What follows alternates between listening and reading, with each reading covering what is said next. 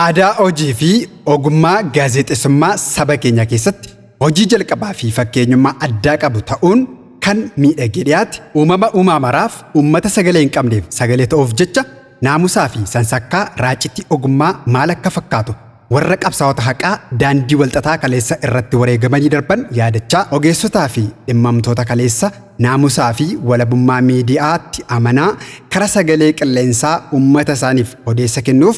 bu'aaca'ii isaan keessa darban onneetti qabachaa har'a kunoo miidiyaa hundeessuu fi yeroo sagalee qofa argachuu utuu hin taane gara giddugala leenjii ogummaa saaqutti tarkaanfannee jirra. Karaan amma irra jirru kun karaa kaleessa qiyyaafatamee argame daandii boritti nu geessu qulqulleessuu fi giddugala leenjii ogummaa gaazexeessummaa fi miidiyaa diriim barattoota ogummaa gaazexeessummaan leenjisaa ture kana marsaa tokkoffaa sagantaa barsiisuusa golobuun hagayya 11 bara 2016 ganama keessaa sa'aa 3 irraa eegaluun magaalaa Finfinnee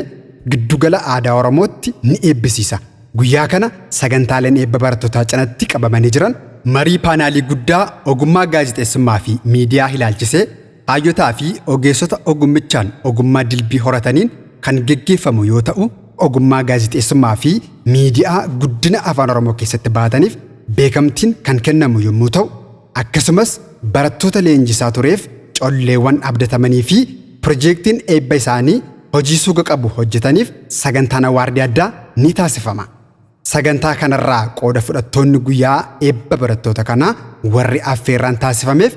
dhimmamtoota ogummaa gaazexeessummaa fi miidiyaa aangawoota mootummaa abbootii qabeenyaa dhaabbata miidiyaalee garaagaraa ogeessota hojii aartii fi aartistoonni bebbeekamoon sagantaa kanarratti kabaja olaanaa waliin affeerraan taasifameefii jira. Isinis saganticharraa qooda akka fudhattan affeeramtanii jirtu. Giddugala leenjii ogummaa gaazexeessummaa diriim wiirtuu ogummaa.